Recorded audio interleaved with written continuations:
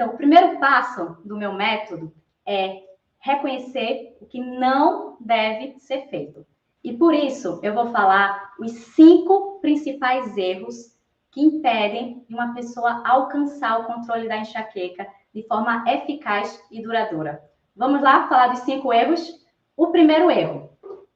Deixa eu passar aqui a página. Então, vou colocar aqui ó, os 5 erros.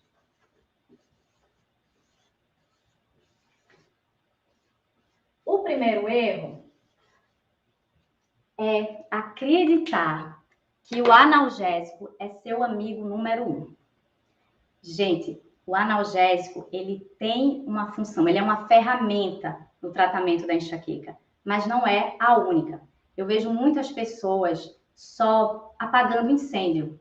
Tem crise de enxaqueca, usa analgésico. Tem a crise, usa analgésico. Tem a crise, usa analgésico.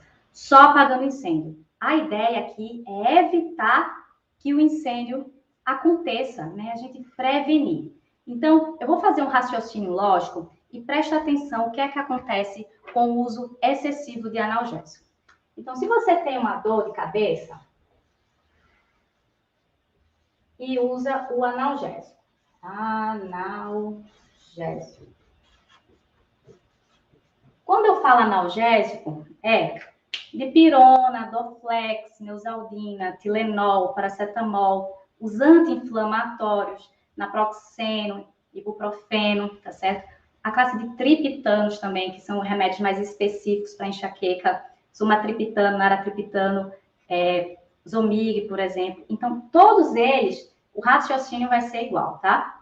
Então, por exemplo, eu tive dor de cabeça, tomei o analgésico e funcionou. Beleza. Aí, depois de uns 15 dias, eu tive dor de cabeça, tomei o analgésico e funcionou. Mas as minhas dores de cabeça começaram a ficar mais frequentes. Aí teve uma vez que eu tomei o analgésico e a dor não melhorou completamente. Aí o que é que eu fiz? Usei de novo. Fiquei com dor. Aí eu usei novamente o analgésico, deu um alívio pequeno e a dor voltou. E vocês estão entendendo que vai formar um ciclo vicioso de dor e analgésico e a gente tem que romper esse ciclo. Sabe por quê? Porque descobriram que o uso excessivo de analgésico forma outro tipo de dor de cabeça. Não sei se vocês sabem, mas existem mais de 200 tipos de dores de cabeça diferentes. A enxaqueca é um tipo. O outro tipo é que a gente chama de cefaleia, que é a mesma coisa que dor de cabeça, associada ao excesso de medicações para dor. Para resumir esse nome, eu vou falar de cefaleia em rebote. Deixa eu explicar aqui o que acontece com a cefaleia em rebote. Então, você tem a sua enxaqueca aqui, certo? Enxaqueca. E ela começou a ficar muito frequente. E você, por razões óbvias, para eliminar a dor, começou a usar muito analgésico. Aí terminou desenvolvendo outro tipo de dor de cabeça em cima da enxaqueca, que é a cefaleia de rebote. E a cefaleia de rebote, se a gente não tratar, eu não consigo tratar a enxaqueca. A cefaleia de rebote, ela tem umas mãozinhas assim, ó, que pega a enxaqueca e não deixa ela ir embora. Então, isso aqui é você com dor de cabeça, você tá triste, porque você tem 2 dores de cabeça. E a cefaleia de rebote é a causa número 1 para uma dor de cabeça que era episódica, que era espaçada, virar uma dor de cabeça crônica. Tá certo, doutora? Entendi que existe isso. Estou numa situação que estou usando analgésico todo dia, o que é que eu faço? Existe um limite, certo? De artigos científicos que descobriram o seguinte: qual é o limite de eu usar os analgésicos? Hoje, pela classificação, são 15 comprimidos de analgésicos por mês. Mas isso aqui já é passado. Nos artigos mais recentes, a quantidade é esse número mágico aqui de 8. 8 comprimidos por mês é o limite, 2 por semana, é o limite para você evitar desenvolver a cefaleia e rebote. E isso é uma linha tênue, muito tênue. Mas o primeiro erro é achar que está tratando a enxaqueca só com analgésico. Beleza? Vamos pro... produção, bota aí. Bota o artigo científico para provar do que eu estou falando. Tá bem? Que esse artigo, ele mostra que até a classe médica, ela não tem consciência que existe uma cefaleia por abuso de rebote, por excesso de analgésico, uma cefaleia de rebote, tá bem? Vamos para o segundo erro. Eu vou passar aqui para ficar melhor. O segundo erro. Opa. Erro número 2. O segundo erro é achar que você tem sinusite, ao invés de ter enxaqueca. Como é que a gente pensa que é sinusite? É uma dor aqui, nessa região do maxilar. O nariz fica entupido, fica coçando, tem coriza. Então, a gente pensa que é sinusite. Mas você acredita que esses mesmos sintomas podem ser de uma crise de enxaqueca? Porque a enxaqueca tem mais de 30 sintomas. E eu vou explicar um pouquinho de neurologia aqui para vocês de uma forma bem simples. Então, o nervo principal aqui da face da gente, ele chama trigêmeo. Ele tem esse nome porque ele tem 3 ramos, tá? A gente tem um trigêmeo de um lado e um trigêmeo do outro lado. Então, esse primeiro ramo, ele chama ramo oftálmico, né? Fica do olho, oftálmico. O segundo ramo é o ramo maxilar. E o terceiro ramo é o ramo mandibular. O ramo oftálmico é o que é mais ativo numa crise de enxaqueca. Por isso que a maioria das dores é atrás do olho, puxando aqui para esse lado. Tem uma preferência de ser unilateral, ou de um lado ou de outro, nas crises. Mas, se for o ramo maxilar que for ativado, como é que vai ser a dor? Vai ser uma dor aqui na face e ele inerva algumas glândulas também. Então, vai ter secreção, vai ter coceira, vai ter coriza. Vai ser muito parecido com sinusite, mas na verdade era enxaqueca. Existe sinusite? Existe. Existe enxaqueca? Existe. Uma pessoa com enxaqueca pode ter sinusite? Pode. Mas deixa eu te mostrar um estudo. Coloca aí, produção, um estudo que viu 130 pessoas com o diagnóstico de sinusite. Aí foram rever esse diagnóstico. E sabe quantos descobriram que tinha, na verdade, enxaqueca? 106, o que dá aproximadamente 81,5%. Significa que essas pessoas, a maioria, 81,5%, tinham um diagnóstico errado de sinusite. E sabe o que acontece com uma pessoa que tem um diagnóstico errado? Ela trata sinusite, ela não trata enxaqueca. E sabe quanto tempo descobriu aqui nesse estudo para dar o diagnóstico certo dessas pessoas? Quanto tempo demorou? 8 anos para ter o diagnóstico correto. Então, uma pessoa que tem enxaqueca, estava sendo tratada como sinusite, demora 8 anos. O que é que ela faz? Um tratamento ineficaz, que está tratando a patologia diferente, né? Então, isso aqui é 8 anos usando analgésico que não funciona. 8 anos tentando apagar incêndio e não funciona. 8 anos perdendo qualidade de vida. Então, eu queria abrir a mente para vocês que o segundo erro é achar que tem sinusite. E, na verdade, é enxaqueca. Tudo bem? Combinado? Vamos seguir? Vamos para o terceiro erro. Erro número 3. O erro número 3, eu vou mostrar para vocês qual é. É esse aqui, ó. Tcharam! O erro número 3 é usar óculos escuros. Como assim? Usar óculos escuros é um erro? Bom, quem tem enxaqueca sabe que a sensibilidade à luz, ela pode ser um dos sintomas mais incapacitantes. E tem um nome para a sensibilidade à luz. A gente chama de fotofobia.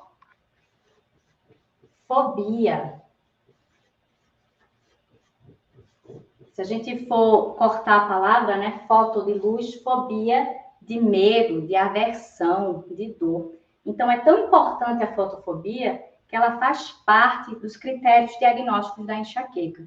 E o que é que uma pessoa com fotofobia faz? Ela evita a luz de toda e qualquer jeito. Então, termina usando óculos escuros. O problema é aquele óculos escuro totalmente preto que bloqueia tudo. Esse é o problema. Por quê? Porque o olho da gente, a última camada do olho, chama-se retina. E ela precisa ter um pouquinho de luz para ter o estímulo, para ela funcionar direito, para ela ter uma adaptação correta. Então, imagina o seguinte, ó. Imagina que você vai para o cinema. Então, você comprou a pipoca, você chegou atrasado, você abriu a sala e já estava tudo escuro. Quando você chega nesse momento, você não enxerga nada. Mas com o tempo, o teu olho consegue se adaptar. Você vê o filme e no final, o que é que acontece? Você abre a porta e vem aquela claridade, que em algumas pessoas pode até causar dor por alguns segundos, a claridade, e depois o olho também consegue se adaptar. Qual é o problema do óculos escuro? O óculos escuro que bloqueia todo o comprimento de luz, ele impede que a retina tenha essa adaptação. E ela vai viver assim, sempre com pouca adaptação à luz. Então, um pequeno estímulo de luz já vai provocar fotofobia. Então, aqui, produção, coloca por gentileza a prova mostrando que um estudo que saiu da parte também de neurooftalmologia, mostrando que quem tem olhos sensíveis à luz é fortemente desencorajado de usar óculos totalmente escuros, porque vai impedir essa adaptação que a retina tem. Então, cada vez que você usa o óculos escuro, vai menos luz ali para a retina. Então, um pequeno estímulo luminoso vai provocar fotofobia. Tá, joia? Entendi. E o que é que a gente faz?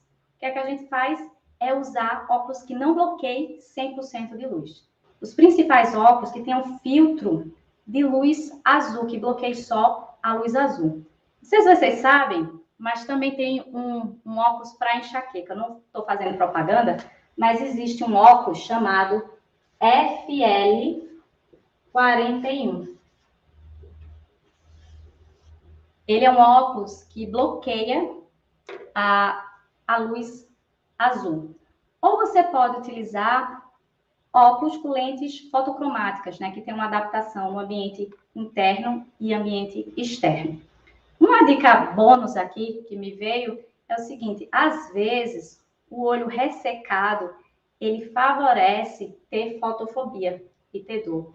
Então, se você usar colírio de lubrificação de lágrima artificial, ajuda também aqui na região da fotofobia, mas não se esqueça de passar no seu oftalmologista antes, ok? Vamos lá para o erro número 4. O erro número 4. Veja só. Esse erro, ele é muito sério. Muito, muito sério. Qual é? É uma pessoa que tem enxaqueca com aura, usar anticoncepcional oral combinado. O que é isso? O anticoncepcional é a pílula. Tudo que eu estou falando é em relação à pílula. Aquela que tem os dois hormônios, progesterona e estrogênio. Se você for olhar sua pílula agora, não vai ter o nome estrogênio, provavelmente vai ter o nome etilneestradiol, que é o estrogênio. Nesse caso aqui, o estrogênio é o vilão, tá certo? Então, existem pílulas com a miligramagem do etilneestradiol de 50 miligramas, 20, 10. Então, varia. Mas o problema é a combinação de anticoncepcional oral e uma pessoa que tem enxaqueca com aura. Porque a enxaqueca com aura, nem todo mundo tem.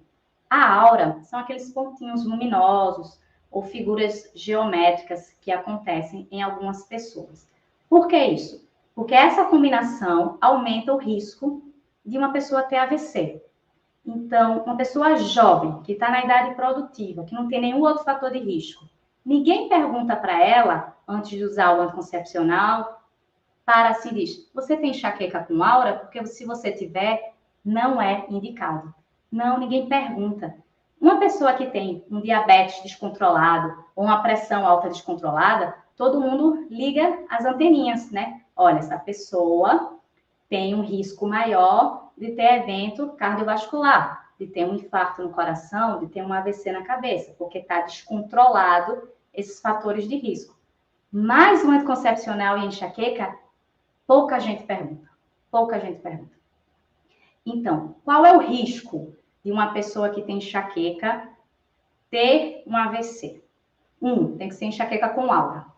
2, tem que usar o anticoncepcional oral combinado, aquele que tem estrogênio e progesterona. 3, o risco maior é abaixo de 45 anos. E 4, se a pessoa fuma, se é tabagista, o risco aumenta. Então, isso são vários fatores que, juntando, aumenta esse risco. E você não quer sofrer esse risco desnecessário, correto? Então, se o seu médico ou seu acompanhante de saúde, ele não sabe disso, você sabe. Então, você tem que ir atrás, tá bom? Então, esse erro é muito, muito, muito sério. Eu queria que deixasse aqui bem claro dos riscos. Combinado? Então, a gente tem aqui, ó, outra prova, um artigo científico da Headache, que é esse jornal de dores de cabeça, que fala, é um artigo de revisão. Ele pegou vários artigos científicos e analisou a análise. É uma meta-análise sobre o risco de AVC e o uso de contraceptivos, usando estrogênio, em mulheres com enxaqueca. Então, a conclusão desse artigo é exatamente isso que eu falei para vocês, tá? Então, vamos para o quinto erro. Quinto erro.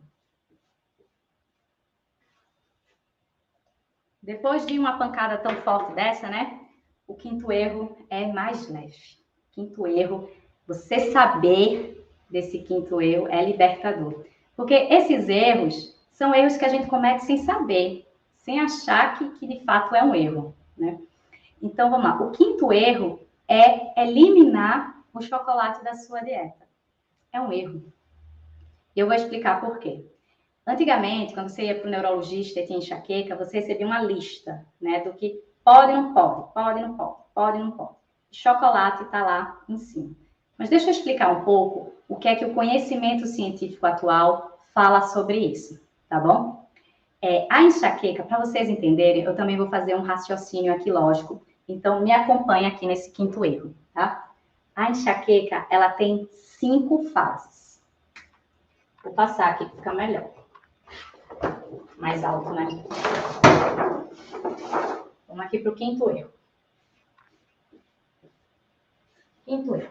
Então, a enxaqueca ela tem 5 fases. E as fases são umas ondinhas assim, ó. Então, tem 1, 2, 3, 4, 5, 1. Então, ó. 1, 2, 3, 4, 5. É outra crise agora. 1, 2, e por aí vai. Então, quando a gente pensa em enxaqueca, a gente pensa em dor de cabeça. Mas viu, né, a medicina evoluiu, que tem sintoma antes da dor de cabeça e sintoma após a dor de cabeça. E é isso que eu vou explicar. Então, a fase 3 é a fase da dor de cabeça, certo? Da dor de cabeça. Dor de cabeça.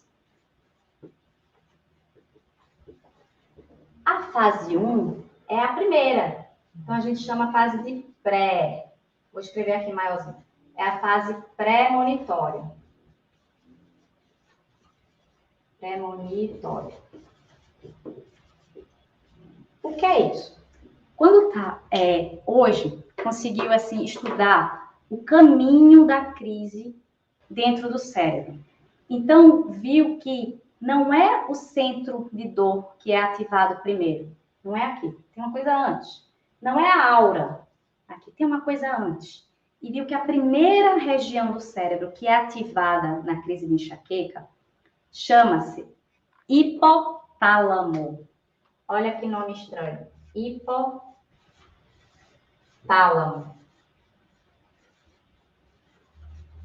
Não é hipopótamo. Mas quando você pensar em hipopótamo, você vai se lembrar de hipotálamo. E o que é que o hipotálamo faz dentro da cabeça da gente? Ele regula funções essenciais. Ele regula a sede, regula o sono, regula a fome, regula a vontade de fazer sexo. Então, são funções fisiológicas essenciais.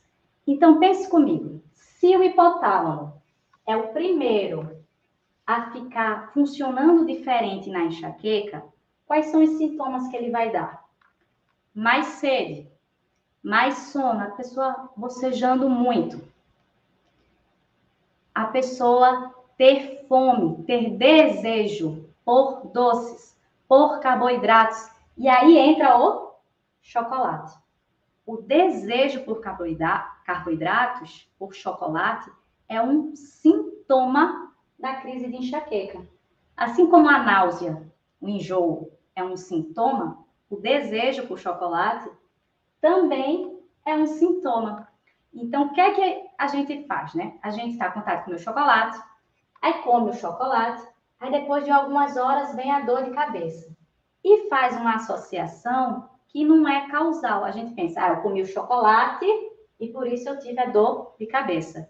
Aí eu digo para vocês, você ia ter a dor de cabeça independente de comer o chocolate, porque é um sintoma premonitório. Então, saber disso, de fato, é libertador, porque a pessoa faz uma dieta restritiva que não precisa. E se a gente for olhar o rótulo de chocolate hoje, ele é leite, açúcar e gordura. Não é o chocolate mesmo. O chocolate mesmo, o de cacau, o de 60% para cima, o chocolate amargo, o preto, ele é um dos top 10 de alimentos bons para o cérebro, tá bem? Aí, eu tenho uma história de um paciente que ele não gostava de chocolate de jeito nenhum, e ele disse assim, olha, eu estava com uma vontade tão grande de comer chocolate, que eu saí de casa, eu fui para o supermercado, eu comprei o chocolate, eu comi o chocolate, e depois eu tive dor de cabeça. Como é que não pode ser associado ao chocolate? É isso que é, né, ter ciência, saber o conhecimento. Você já estava em crise. Agora, não vamos extrapolar esse conceito e pensar que pode comer de tudo, né? Ah, chocolate está liberado, então eu vou sair comendo a torta e a direita.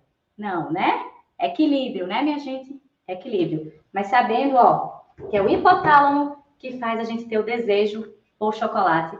E esse é o quinto erro que te impede de controlar a enxaqueca de forma mais eficaz e duradoura. Produção, coloca aí o artigo científico sobre o chocolate. Então, essa palavrinha que está grifada em vermelho, craving, é o desejo, a vontade de você comer chocolate, e foi justamente isso que eles conseguiram descobrir. E essa pessoa, o autor do artigo chamado Peter Gutzweil, ele é um renome em enxaqueca, tá certo? É uma pessoa que estuda bastante enxaqueca, tá bem? Então, vamos revisar aqui os 5 erros que a gente viu. O primeiro erro foi achar que o analgésico é o amigo número 1. O segundo erro é achar que tem sinusite, e na verdade tem enxaqueca. O terceiro erro é usar óculos escuros. O quarto erro é a associação entre anticoncepcional oral combinado e quem tem enxaqueca com aura. E o quinto erro é eliminar o chocolate da sua dieta. Então, depois que a gente viu os erros, as armadilhas, agora você vai para o caminho certo, né? O que é de correto? Então, você já está aqui. Que bom que você está aqui, que você está aprendendo isso e que vai melhorar o controle das suas crises de enxaqueca. Então, no meu método, a gente tem 3 princípios, tá? Então, quais são esses princípios? 3 princípios. O primeiro princípio é você. Você no centro do controle do seu tratamento. Não é o seu médico, não é sua família, seu marido, sua esposa, seu pai, sua mãe, seu filho, sua tia, sua sogra. Não é você. Quem tem enxaqueca é você. Então, você tem que ter o comando.